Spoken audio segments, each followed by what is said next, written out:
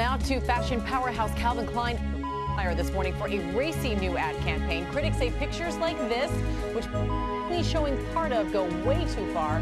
ABC's Lindsay Janis has more. The uproar over blackface, and the governor of Virginia is renewing a conversation about the notorious practice.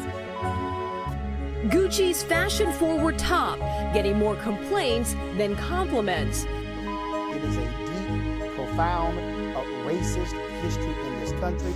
Calvin Klein coming under fire for its latest underwear campaign.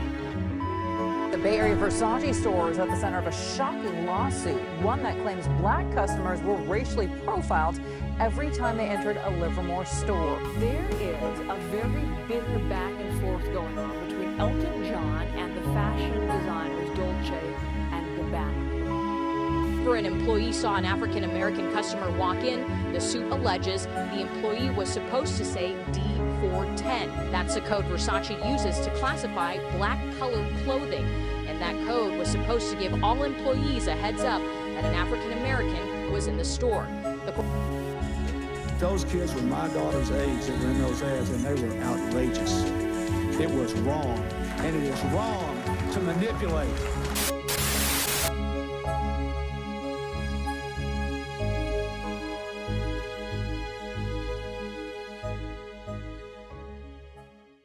In this video, we are going to delve into the turbulent episodes that have challenged some of the most illustrious names in fashion. We'll uncover the stories behind Gucci's blackface sweater saga, Nike's labor practices, and more, scrutinizing the actions these companies took in response and the discussions they sparked within their affected communities. The Gucci blackface sweater scandal. In February 2019, Gucci released a sweater that immediately sparked outrage. Resembling blackface imagery, historically used to mock and dehumanize black individuals, the design featured a black turtleneck and a balaclava with oversized red lips. This insensitive portrayal led to widespread condemnation across social media and among influential figures. Dapper Dan, a Harlem fashion icon with a past trademark dispute with Gucci, and Spike Lee, a filmmaker and fashion enthusiast, were vocal in their criticism. They emphasized the critical need for cultural understanding in design. Supermodel Naomi Campbell also highlighted the conversation's urgency, pointing to a broader issue of inadequate diversity in fashion's creative roles. Gucci's apology came swiftly, recognizing their misstep and committing to learning from it. Despite pulling the sweater from sales, the incident left an indelible mark on the brand's image.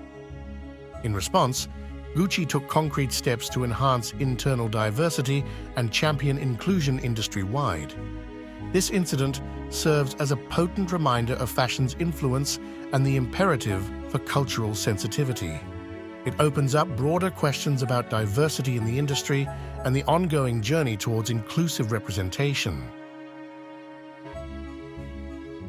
Nike's labor and endorsement controversies. Nike has often been hailed as a giant in the sportswear industry, yet it has not been immune to controversy, particularly regarding its manufacturing ethics. In the 1990s and early 2000s, Nike faced a storm of criticism over the conditions in its overseas factories.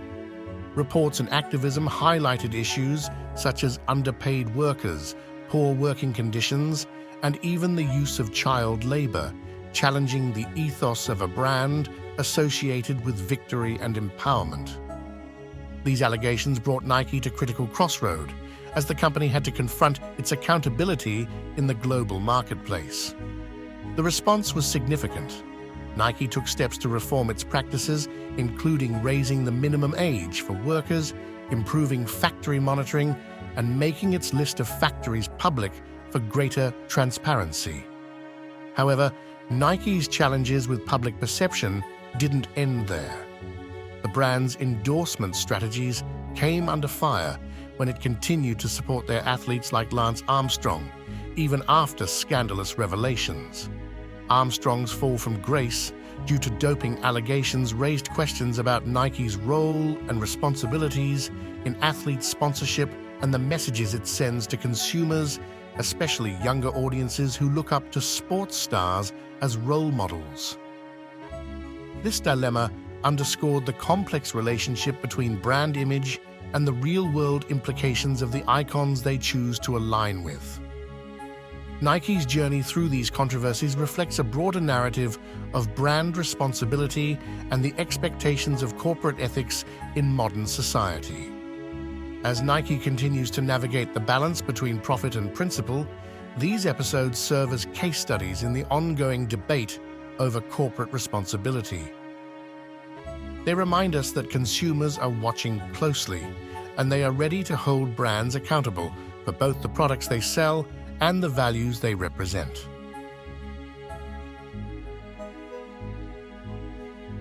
Calvin Klein's provocative ad controversies. Calvin Klein has long been at the forefront of fashion innovation, but its boundary-pushing advertising has not always been without controversy. The brand's 1990s campaigns particularly ignited debates about the use of sexual imagery involving young models. The ads, often in black and white, featured teenagers in suggestive poses, blurring the lines between art and exploitation and raising societal questions about the sexualization of youth. The public outcry was immediate and intense, with critics accusing Calvin Klein of not just crossing the line of good taste, but of potentially violating child protection laws. This led to, at one point, investigations by the FBI and Justice Department over whether the campaigns violated child pornography statutes, although no charges were filed. Calvin Klein defended the campaigns as artistic and thought-provoking, but the backlash had a lasting impact. The brand ultimately withdrew some of its most controversial ads, and the outcry contributed to a larger conversation about the responsibilities of advertisers to their impressionable audiences. The legacy of these advertisements is still discussed today as we continue to question the ethics of marketing and the representation of minors in media. Calvin Klein's experience is a cautionary tale of the fine line between cutting-edge advertising and societal norms, reminding us that provocative content can both captivate and cause consternation. Versace's racial profiling and glamorization of violence. Versace, renowned for its opulence and high-end fashion, has not been spared from controversy.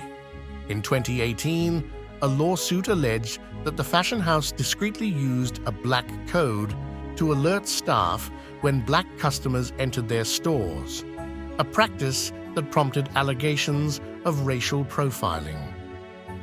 This revelation sent shockwaves through the fashion world, underscoring the need for inclusivity and respect for all individuals, irrespective of ethnicity.